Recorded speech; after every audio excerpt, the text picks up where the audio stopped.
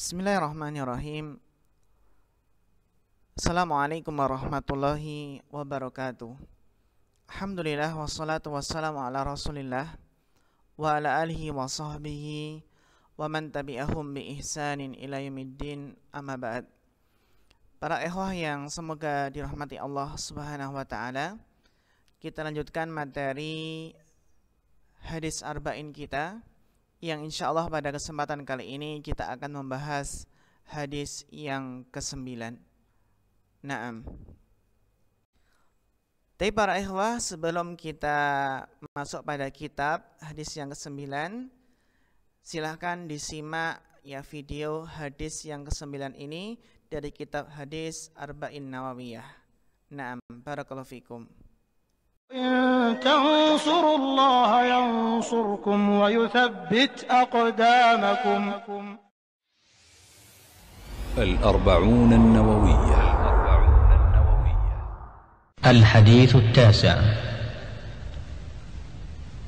عن أبي هريرة عبد الرحمن بن صخر رضي الله عنه قال: سمعت رسول الله صلى الله عليه وسلم يقول: ما نهيتكم عنه فاجتنبوه وما أمرتكم به فأتوا منه ما استطعتم فإنما أهلك الذين من قبلكم كثرة مسائلهم واختلافهم على أنبيائهم. رواه البخاري ومسلم.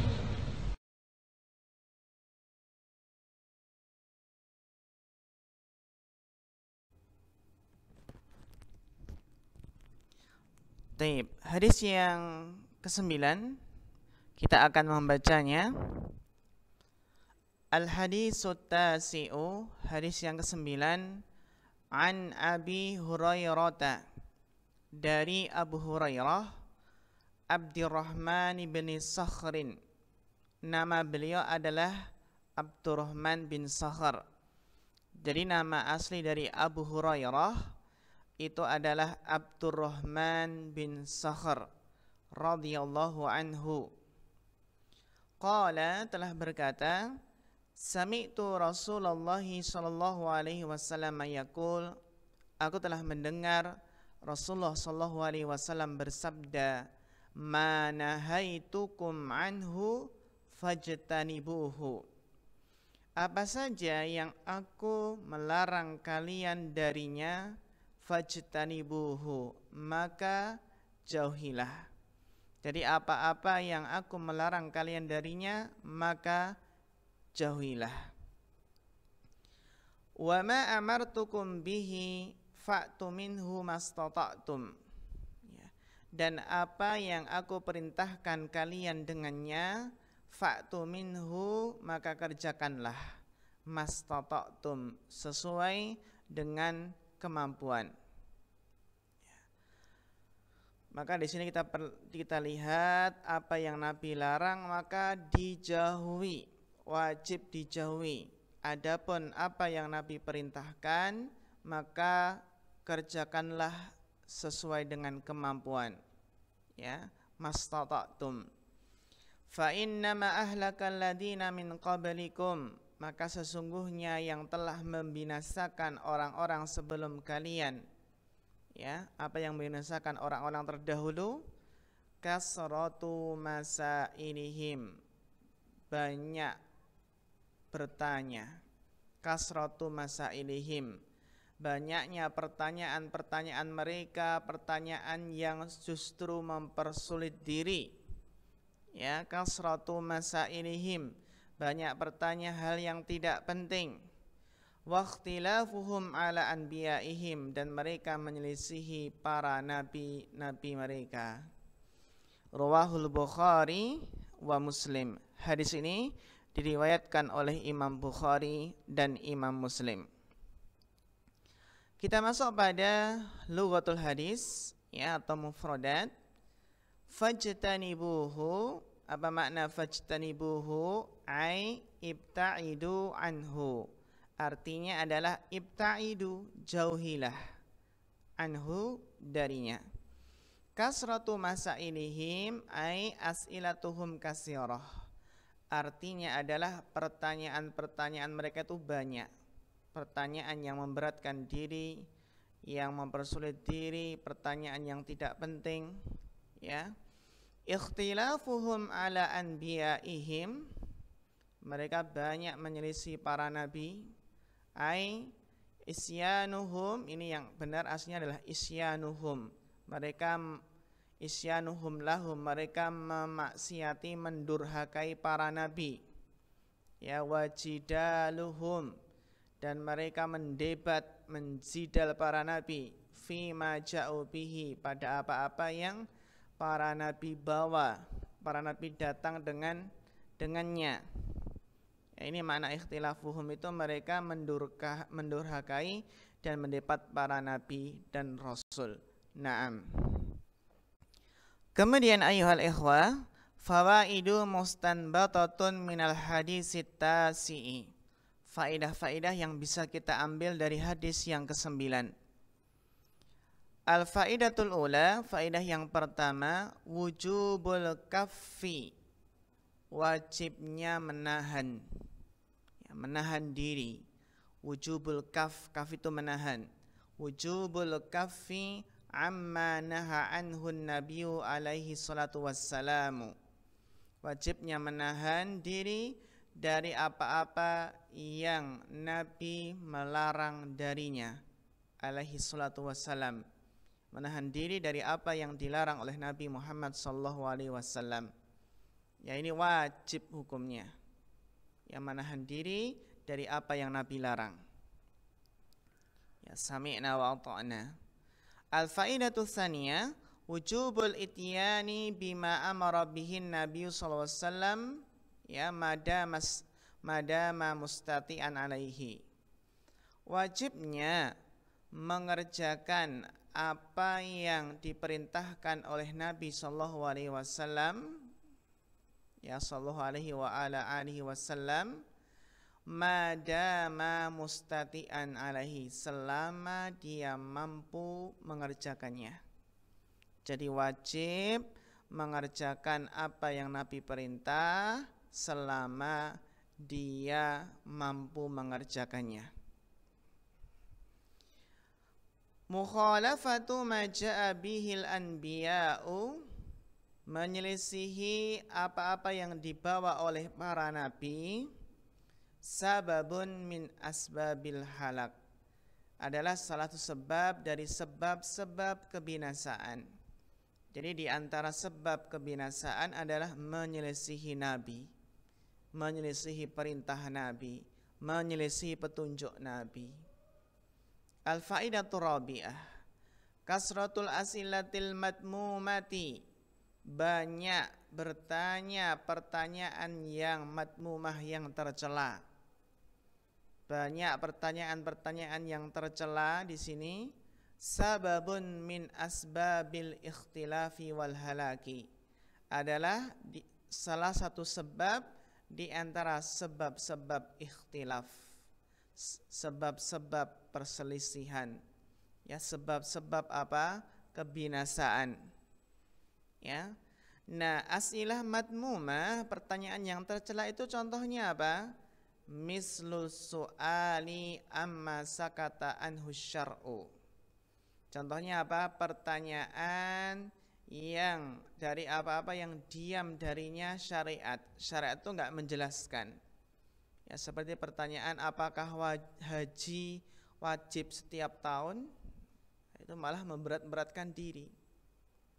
Pertanyaan yang syariat tidak menjelaskan, pertanyaan tentang ruh, bagaimana wujudnya, bagaimana warnanya, ya, yang syariat saja tidak menjelaskannya. Jadi kalau syariat tidak menjelaskannya, ya, lebih baik apa? Tidak bertanya di sini. Seperti pertanyaan apa? Apakah haji wajib setiap tahun? Ya, seandainya nanti iya, maka apa? Seandainya ada jawaban iya, maka akan tentunya berat malahan. Ini seperti kisahnya Nabi Musa, ya. Nabi Musa dengan kaumnya yang bertanya ketika diperintahkan untuk menyembelih seekor sapi betina, ya. Awalnya apa? Suruh menyembelih seekor sapi betina apa saja. Kalau segera dikerjakan tanpa banyak bertanya, maka akan mudah cari sapi tersebut. Tapi ketika tanya sapinya yang bagaimana, yang warnanya bagaimana, pertanyaan sapi yang bagaimana, ya, warnanya bagaimana, bentuknya bagaimana, jenisnya, ini justru pertanyaan yang memberat-beratkan diri. Ya, kalau santri biasanya apa? Umpamanya ditulis ada perintah dari seorang ustadz, tolong dibaca halaman sekian. Terus ada santri yang tanya, ustadz ditulis nggak jawabannya? Akhirnya ustadz tersebut yang awalnya tidak mewajibkan menulis jawaban, akhirnya apa? Ya, ditulis jawabannya. Akibat pertanyaan tadi justru malah memberatkan diri. Walam yubayyinhu, jadi bertanya tentang syariat tentang apa yang syariat itu tidak menjelaskannya. Walam yubayyinhu tadi tidak menjelaskannya, syariat diam dan tidak menjelaskannya. Ini ya faedah dari hadis yang ke-9. Kemudian berikutnya adalah qawaidu mustanbatatun minal hadis tasi. Kaidah-kaidah yang bisa kita ambil dari hadis yang ke-9. Apa saja? Yang pertama, al-qaidatul ula. Qaidatun fiqhiyatun, ada sebuah kaidah fikih. Kaidah fikih mengatakan al-aslu fin nahyi, asal pada larangan, at-tahrimu. Jadi asal sebuah larangan itu adalah bersifat haram. Ya, al-aslu fin nahyi lit-tahrim. Asal dari sebuah larangan itu adalah bersifat apa? Haram. Ya, larangan tersebut berarti apa? Bersifat haram. Karena larangan kan ada dua, larangan yang haram dan larangan yang bersifat makruh. Dan asal dalam sebuah larangan itu adalah untuk perkara yang haram. Ma lam ya'ti sharifun yasrifuhu. Jadi asal dalam larangan itu adalah untuk pengharaman selama tidak ada dalil yang memalingkan dari haram ke makruh. Ya, dari haram ke yang makruh atau boleh. Gitu ya. Jadi kalau nggak ada dalil yang memalingkan dari keharamannya, berarti asal dalam larangan adalah untuk perkara yang haram. Mislu qala ta'ala, contohnya adalah firman Allah Ta'ala, wala taqrabuz zina, dan janganlah kalian mendekati zina. Fazina muharramun, ini kan larangan, wala taqrabu, jangan dekati, ini larangan. Fazina muharramun, maka zina haram karena ada larangan di sini, wala taqrabu. Ya, dekati saja enggak boleh apalagi mengerjakannya. Li'anna hadan nahyun. Jadi zina haram karena ini adalah larangan, la taqrabu di sini. Wala yujadu dalilun, dan tidak didapati sebuah dalil yujizu zina, yang membolehkan zina. Jadi ini jelas ya kaidahnya, asal dalam larangan adalah untuk pengharaman. Kemudian misalun akhar, contoh yang lain, nahan Nabi SAW anisyurbi qa'iman. Nabi pernah melarang dari duduk berdiri. Lakinnan nabiyya syariba qa'iman, akan tapi Nabi pernah minum berdiri. Jadi Nabi pernah melarang minum berdiri dan Nabi pernah minum berdiri. Fantaqala, maka ini adalah adanya pemaling. Maka berpindah, intaqala minat tahrimi ilal karahah. Maka larangan ini berpindah dari yang haram ke yang makruh. Jadi larangan Nabi duduk sambil berdiri itu sifatnya makruh, larangan yang bermakna apa? Makruh. Kenapa? Karena ada pemaling dari haram ke makruh. Apa pemalingnya? Nabi pernah minum berdiri. Sehingga enggak mungkin Nabi itu melakukan suatu perkara yang haram. Gitu ya.